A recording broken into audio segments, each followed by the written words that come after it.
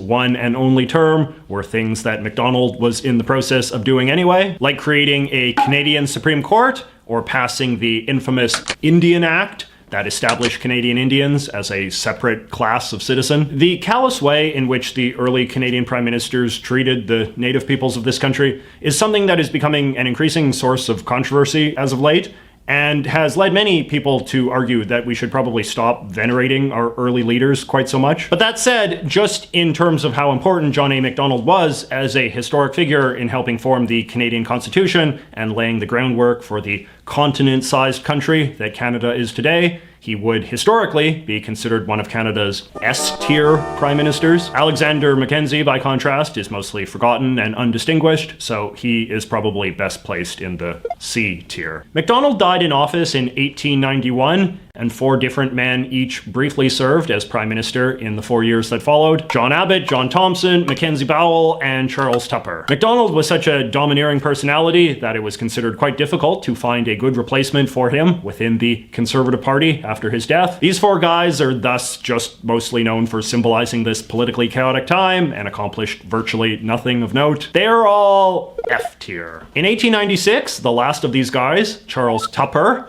a man who was only in office for 2 months, was defeated in an election by the Liberal Party led by Wilfrid Laurier. Laurier is considered another one of the very major figures of Canadian history and is probably the only other S-tier prime minister. He ruled for 15 years, and his government is associated with settling all of this empty land that Macdonald had annexed, as well as presiding over Canada's growth into one of the major industrialized countries of the world, full of gold mines and wheat farms and lumber mills and so on. I made a whole separate award-winning video about Laurier's prime ministership you should really check out. It's one of my favorite videos I've ever made. Laurier was in turn defeated in the 1911 election by Conservative leader Robert Borden. Today we associate Borden mostly with Canada's participation in the First World War, which to this day is still something that is quite heavily sentimentalized as a time in which Canada sort of really made itself known as a powerful, serious country on the world stage and not simply a wimpy British colony. So he would be considered an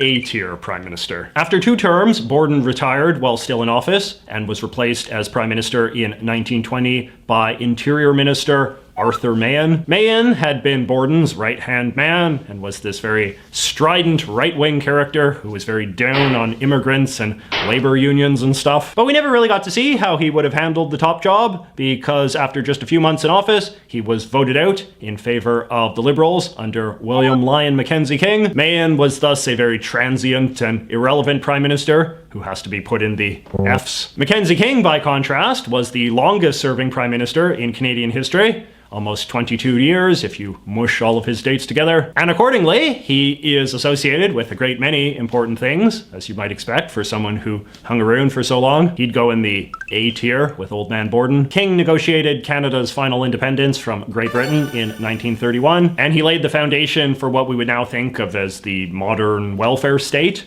introducing innovative social programs like old age pensions for seniors. However, in the height of the Great Depression in 1930, he was briefly voted out in favor of R.B. Bennett. Bennett was a wealthy conservative lawyer, and many historians believe he was a man woefully miscast to run Canada during an unprecedented period of poverty and unemployment. The standard argument is that he did not really grasp the full magnitude of the Depression, and it took him way too long to realize the sort of dramatic government action that would be needed to resolve it. Though he does have his defenders, he is quite widely regarded as having been a failed prime minister, so let's put him in the D tier. Mackenzie King was elected back to power in 1935, while Bennett lived the rest of his life in exile in Great Britain. King's final terms are associated with Canada's entry and participation in World War II on the side of the Allies. This is another very sentimentalized period of Canadian history that's considered quite a heroic time for the country and has helped further consolidate King's A-tier reputation. I actually made a whole other award-winning video about King that you can watch as well. King finally retired in 1948 and was replaced by the man who had been his Attorney General Louis Saint Laurent. Prime Minister Saint Laurent is mostly forgotten about today, but he was quite important for presiding over Canada's big post-war economic transformation. Throughout the 9 years he was in charge, the country continued to industrialize at quite a rapid clip, developing large multinational corporations, powerful banks, and a mighty oil industry, all of which helped further establish Canada as one of the world's major capitalist powers. He didn't achieve anything particularly epic, but was a mostly popular and competent leader, so he'd be in the B tier. He did lose his bid for a third term to Conservative John Diefenbaker, however. Diefenbaker remains a pretty famous prime minister today, in part because he had such a memorably quirky name and a rather flamboyant and eccentric personality. Dief would also be considered a man who presided over Canadian good times in the late 50s and early 60s. And for a while he was quite popular because he was seen as this very good, upright, Christian sort of guy. But he also came to be seen as someone who just made a lot of bad decisions in Canadian foreign and military policy during the early years of the Cold War, and someone who just led a fairly disorganized administration more broadly. So he'd be in the C tier. Diefenbaker was voted out in 1963 in favor of Lester B. Pearson, who served a similarly shaky 5 years in office. Pearson was a career diplomat who had won the 1957 Nobel Peace Prize for his work bringing peace to the Middle East.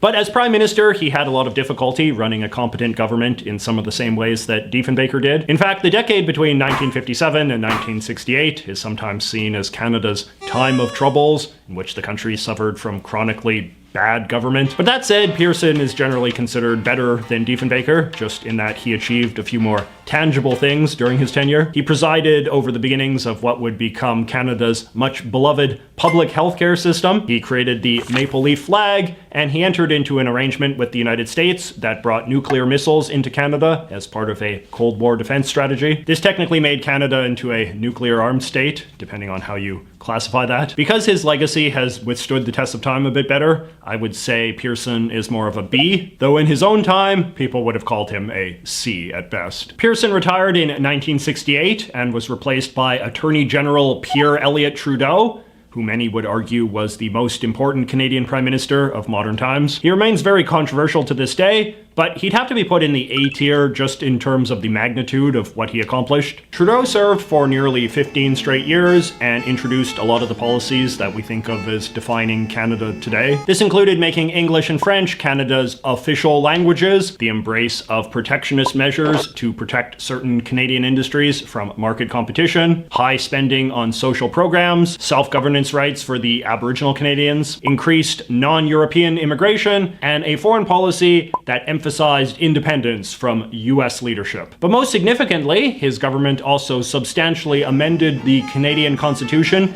in order to entrench fundamental human rights and forbid future governments from infringing them. This was probably the single greatest change to Canadian law and democracy since the Constitution was first adopted in 1867. And in the same way that people say John A. Macdonald was the architect of the old Canada, it is popular to say that Pierre Elliott Trudeau was the architect of the new Canada. Like most of Canada's long-serving prime ministers, Trudeau was briefly kicked out of office at one point. In 1979, he narrowly lost his bid for a fourth term to Joseph Clark, the young new head of the Conservative Party. The conventional wisdom on Clark is that he could have served a couple decent years as Prime Minister if he'd been a little bit better at parliamentary maneuvering, but instead the Parliament voted no confidence in him after only 8 months in office due to breakdowns in negotiations over his budget plans. History nerds might find it interesting to know that he was the guy in charge when the famous Canadian scheme to rescue American hostages from the US Embassy in Iran went down. Who were the last 3 Prime Ministers of Canada? Trudeau, Pearson, and Diefenbaker. But that's not enough to save him, and he would have to go in the F tier as well. When Pierre Elliott Trudeau finally left for good in 1984, John Turner took over. Turner was Prime Minister when I was born, so I always feel a little bit sentimental about him. He also just died relatively recently, so I guess he's gotten a bit of a nostalgia boost from that as well. Turner had been Finance Minister under Trudeau, and was considered to come from the more conservative, business-friendly faction of the Liberal Party. But once again, it all wound up being irrelevant because there was an election held on his 65th day in office, and he lost it quite resoundingly to the new Conservative boss, Brian Mulroney. I like this political cartoon where you see Joe Clark rushing in to update the portraits of the prime ministers with the shortest terms and worst campaigns. So another guy for the F tier. So Brian Mulroney was in charge from 1984 to 1993 and is usually thought of as being part of the neoconservative wave that swept the English-speaking world